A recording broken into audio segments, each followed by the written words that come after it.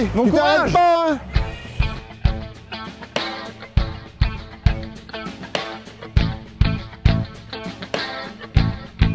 Juin 44, le D-Day, le débarquement.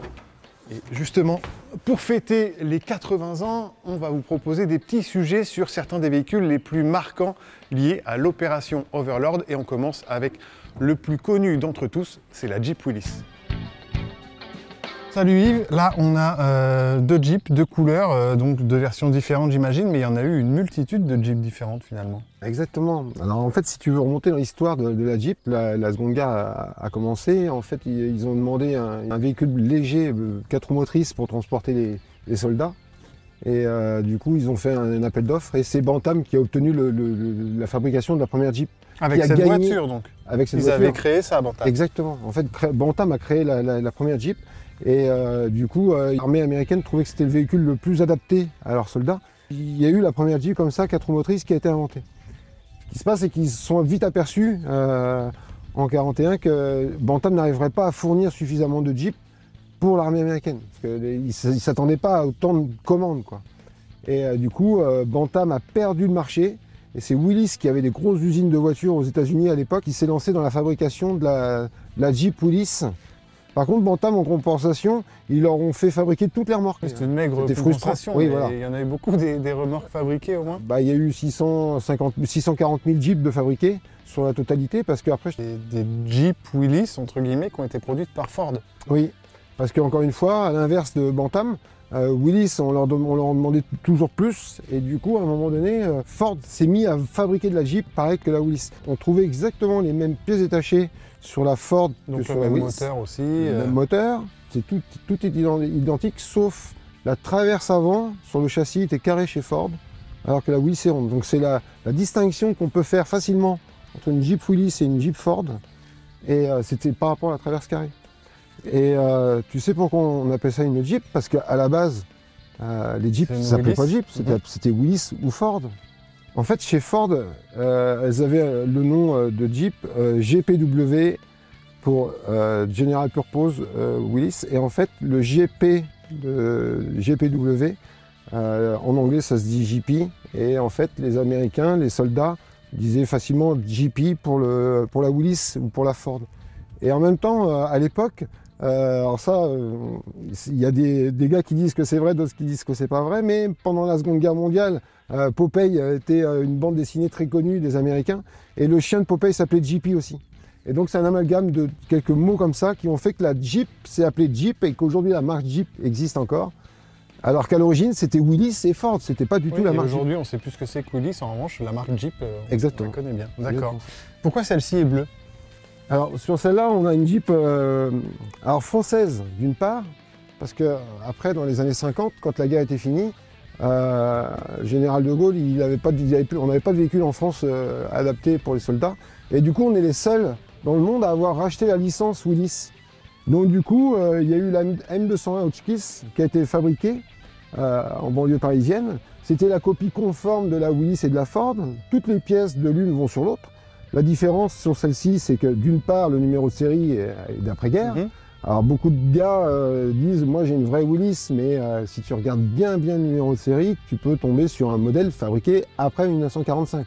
Donc une Hotchkiss. Parce que en fait au départ, Hotchkiss, il fabriquait des Jeeps avec le stock de l'armée américaine. Donc on a quelques françaises comme ça d'après-guerre qui sont en 6 volts, qui ressemblent beaucoup à une Willys ou une Ford. Mais c'est pas forcément des Jeeps qui ont débarqué, toi, le jour J, quoi. Et donc celle-ci c'est une française? Alors celle-ci c'est une française. Elle est de couleur bleue parce que tous les bateaux, au moment du débarquement, les bateaux de la Navy étaient tous bleus comme ça. D'accord. Sur les photos, on se rend pas compte parce que c'est des photos noir et blanc.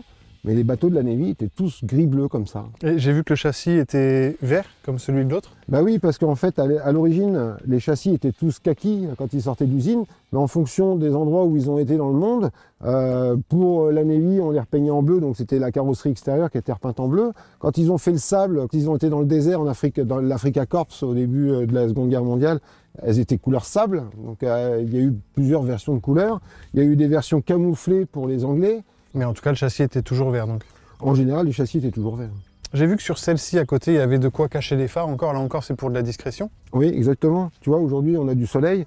ça peut refléter dans les carreaux, dans les phares. Donc en fait, pour être plus discret, tu vois, celle-ci, elle a une bâche de pare-brise et en même temps, elle a les bâches sur les phares. Alors il faut savoir que les clignotants, pendant la Seconde Guerre mondiale, ça n'existait pas, hein. Souvent, à l'arrière de la Jeep, c'était marqué sur la bâche « No signal » et « Caution left hand drive ». Mais en Angleterre, les volants n'étaient pas à gauche, ils étaient à droite. Et en Angleterre, ils ont été stockés quand même pendant un certain nombre de temps.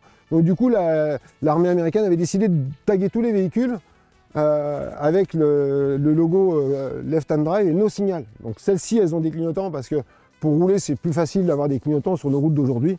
Et je trouve que c'est un peu plus... c'est moins risqué, on va dire, entre guillemets. Mais tu as des puristes qui vont dire ah, « Moi, je veux pas de clignotants sur ma Jeep. » quoi. Oui. Là, sur le côté, on retrouve le Blackwood Drive qui servait pour éclairer de nuit quand tu étais en tête de convoi. Et tu retrouves les yeux de chat de chaque côté, là, le Blackwood et Blackwood Drive en anglais. Et la sirène, la fameuse sirène, t'aimes bien te servir de sirène. Ouais. Je l'aime bien. Et elles ne l'ont pas toutes pour le coup, celle-là l'a pas? Non, alors ça pouvait être des véhicules d'officiers, sous-officiers, officiers. C'était plus pour annoncer l'arrivée d'un convoi dans un village, des fois pour dégager la route aussi. On peut ouvrir le capot là? C'est quoi le moteur là-dessous? Alors à l'origine, c'était un Godeville qu'ils appelaient ça, c'était un 2,2 litres qui développait 60 chevaux. En V8, il y a juste le bas moteur qui a été modifié, mais le haut moteur, c'est un moteur V8 coupé en deux. D'accord, et du coup, c'est quel cylindré, ça fait quelle puissance à peu près? Alors là, on est sur un 2,2 litres, ça développe 60 chevaux. Là, on reconnaît bien une française parce qu'on est sur 2 batteries en 12 volts, donc on est sur une 24 volts, parce que dans l'armée française, on aimait bien... C'était la seule modif pratiquement qui a été faite sur la Jeep. Le filtre il avait changé de place, au lieu d'être là, il l'avait positionné de l'autre côté, et pour avoir le logement des deux batteries. Et en fait, sur une Jeep française, tu fais la distinction aussi au niveau de l'allumage. On a un allumage blindé, ça lui permettait de passer dans des gués, dans des franchissements très mouillés, plus facilement qu'un allumage avec des bougies traditionnelles. Allez, je vais te faire essayer ça. Je mets le bonnet là, et c'est là. Max speed 40 miles. Okay. Max speed 40 miles. Donc on a un compteur en miles. Alors sur celle-là, on a... Ça c'est l'accélérateur, le ralenti en fait. Voilà. Ok, ça c'est le starter. C'est le starter. Là il y a une clé. Ouais, on a mis une clé, c'est en fait pour éviter que les enfants montent dedans et la démarrent facilement. D'accord, mais à l'origine il n'y avait pas ça? À l'origine il n'y a pas de clé, c'est comme sur les autres véhicules militaires que tu as déjà dû essayer, où tu as un levier que tu tournes. Un levier à bascule et ça te permettait de les démarrer en direct. Quoi. En fait, sinon les GI, ils n'avaient pas besoin de chercher le trousseau de clés à chaque fois pour démarrer la Jeep. Quoi. Ça, c'est pour mettre le fusil. Ça, c'est le porte-fusil. Le pare-brise se rebaisse, tu vois, comme l'autre là-bas à côté. Il y avait possibilité aussi d'ouvrir, de lever les carreaux simplement pour avoir une petite ventilation quand il faisait très chaud. Ce véhicule-là était fait pour 4 personnes, quoi. 2 chauffeurs et 3 soldats. Là, il n'y a pas comme en... Ah si, les vitesses sont indiquées ici. Il y a 3 vitesses, donc première en bas, ok, 2, 3. Il y a 3 vitesses. La plupart des Dodge et GMC en 4 vitesses. La Jeep en a que 3. Par contre, tu as un réducteur, petite ou grande, et tu as le pont avant aussi pour... Donc on est en propulsion, mais on peut enclencher là voilà. Pour être en 4 roues motrices. Exactement ça. Ok. Alors. Là, tu as mis le contact. Et là, tu appuies sur le bouton de démarrage ici. Alors, sur celle-ci, une française, on est en 24 volts, on a un démarrage par bouton. Sur une américaine comme là-bas, c'est un bouton de démarrage au pied comme dans le Dodge. D'accord. Faut accélérer un peu? Un petit peu. Voilà. L'avantage d'une 24 volts, c'est que ça démarre super facilement. Donc ça, je vous montre, en fait, si on tire ça, on a un... Voilà. En fait, ça permet de rouler également dans les chemins sans toucher la pédale. C'est ton régulateur de vitesse un peu.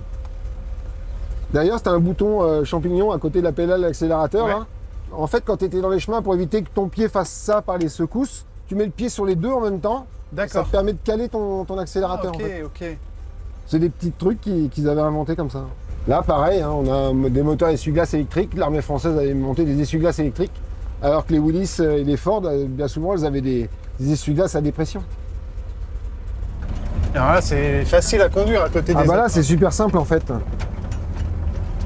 C'est un véhicule léger. Alors ça, ce qui est top, c'est que tu peux te promener facilement le week-end pour aller chercher le pain le dimanche matin. Quoi. Quand il fait beau. Quand il fait beau. Et pourquoi mettre des œufs dans un panier accroché à la Jeep? Parce que, selon certains, les soldats américains se faisaient souvent offrir du lait et des œufs lorsqu'ils traversaient les villages libérés de l'occupation. Voilà, mais il s'agit d'un détail controversé. 40 miles, ça c'est vrai, c'est ce qu'ils disaient à l'époque, 40 miles maxi? Bah oui, parce qu'en fait, il y a eu beaucoup d'accidents Il y a eu beaucoup de soldats qui se sont tués en Jeep, soldats ou civils même après la guerre. En fait, c'était un véhicule qui roulait super vite, qui était capable de rouler vite. Le problème, c'est que c'est un véhicule qui reste quand même vulnérable au niveau de la tenue de route et un moindre coup de volant et ça peut se retourner facilement, quoi. Non, regarde, il se passe rien. Non, à cette vitesse-là, tu crains rien. Mais Ouais, tu sais, en fait, pendant la guerre ou pendant le service militaire, la plupart des gars, ils avaient tous 18 ans. Ils n'avaient jamais conduit de véhicule de leur vie. Donc tu leur mettais ça dans les mains, ils roulaient comme des dingues. Ils faisaient des fous avec et puis il y a eu beaucoup d'accidents parce que les mecs, ils roulaient comme des sauvages avec ces véhicules-là, quoi. Alors, ça freine. Je peux me remettre en premier. Hein. Allez, Ça suffit dans le chemin, ça va y apparemment. aller.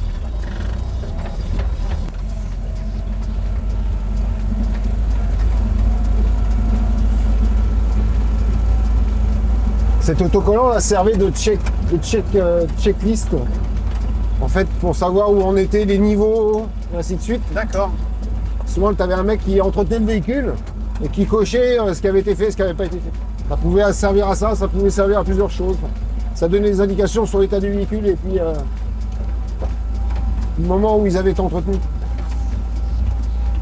Si tu regardes sur le capot, tu trouves souvent les toiles américaines. Tu trouves souvent également en jaune là-bas, c'était des inscriptions en jaune, c'était les indications pour l'entretien. Donc, par exemple, là-bas, c'est marqué mai 44, ça veut dire que la dernière fois que le liquide de refroidissement a été contrôlé, c'était en mai 44, donc quasiment un mois avant le débarquement. Et en entretien, c'est pas compliqué, ça? Non, c'est assez facile, hein. Tu as beaucoup de gens qui ont des Jeeps, c'est pas fragile, hein. C'est vraiment des véhicules faciles à utiliser, faciles à entretenir, faciles à conduire. Les femmes aiment bien conduire des Jeeps aussi, très sympathique. Moi, j'ai appris à conduire sur une Jeep pratiquement quand j'étais jeune. Et j'ai des amis qui ont des Jeeps et c'est leurs enfants pareil, hein, leurs enfants dans les chemins comme ça. Souvent ça sert un peu de véhicule à auto-école, quoi. On apprend à conduire sur une Jeep quand on est à la campagne, c'est sympa. C'est vrai que c'est facile, quoi. Tant qu'on fait pas l'idiot. Tant qu'on fait pas l'idiot, exactement. Encore merci à Yves pour le prêt de la Jeep et pour toutes les explications historiques. Quant à nous, évidemment, on se retrouve bientôt pour d'autres vidéos.